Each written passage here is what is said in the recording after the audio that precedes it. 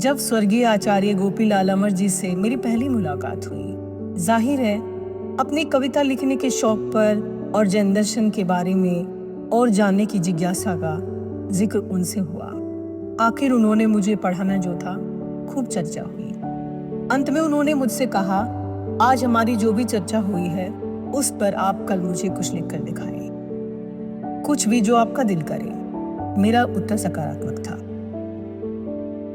उनके जाने के बाद ही मैंने एक कविता लिखी, एक चर्चा योग्यता पर। कौन है कितना प्रबल, कौन कितना प्रसिद्ध। यह चर्चा एक उभरती कवित्री और एक प्राक्तन विद्वान के बीच, जो बताते हैं कविता हो तो कैसी हो, छंदों व अलंकारों से युक्त हो, ऐसी हो, कम शब्दों में गहरी बात हो, विस्तृत मायनों की सौगात हो, भाषा हो जिसकी ऐसी सरल कि 5वीं कक्षा का बच्चा भी कर सके हजम।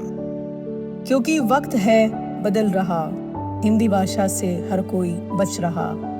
आगे वे बताते हैं प्रसिद्धि के लिए काबिलियत तो आवश्यक है ही, किंतु यदि साथ में पहुंच भी हो तो क्या कहनी। और यदि एक बार आप प्रसिद्धि पा गए तो आप जो भी लिखे उसी पर होगी वाह भाई वाह।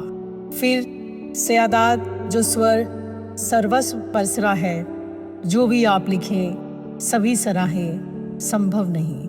ध्यान योग्य यह है कि कविता की विषय वस्तु एक संदेश साफ झलकता हो और उससे उसमें सरलता व कवित्व का संगम बरबस ही बरसता हो। इस तरह यह चर्चा होती है समाप्त। शिष्या गुरु से, कवित्री विद्वान से सीखती है यह बात।